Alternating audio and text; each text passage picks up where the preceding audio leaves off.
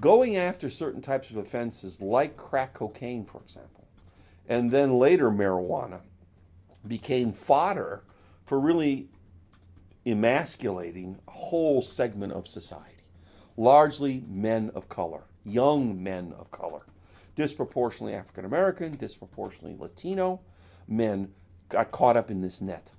Now, were the rates of prevalence and incidence and rates of usage between, let's say, whites and African Americans and Latinos and Asians and whatever, were they different? No, they were largely the same.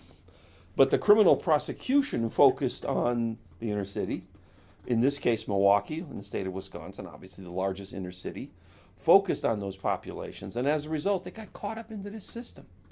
And where they really got caught up was not so much during the 90s. That's when it started. The train started to run real fast after 2000 with the passage of truth in sentencing. Now individuals who were given sentences by a judge, you had to do 100% time. And you had to do a minimum of 25% on what they call extended supervision.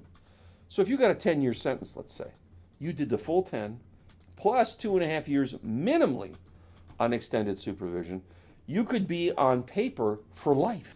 And this is the common complaint today among prisoners who served time in the 90s and those who got sentenced after 2000 under truth in sentencing is, I'm never going to get off correctional supervision. Or I will, but I'll be 90 or 80.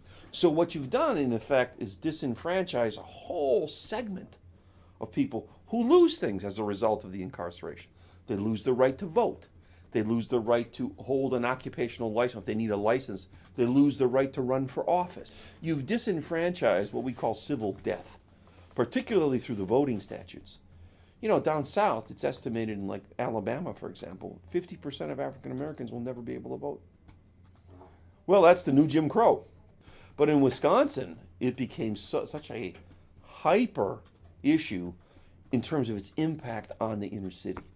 Its impact on Milwaukee was devastating because you send these young African American, Latino men disproportionately, you send them to prison, they're there for a long time, they come out and they got nothing. Now we're facing the backlash of that. People we sentenced 20 years ago are coming out disproportionately. They're what we call re-entry populations, the re-entering society. Well, what skill do they have? Half of all African American men who are in their 20s, 30s, and 40s have done some time in the state of Wisconsin. That's horrific in terms of its impact. What if you're an African American woman and you want to marry an African American man? What's your eligible population? It's destroyed. They're in prison. They're gone. Right? What happens to the children of the people that these men have fathered? What happens to them? And what you build is this entrenched or ensconced cycle of criminality.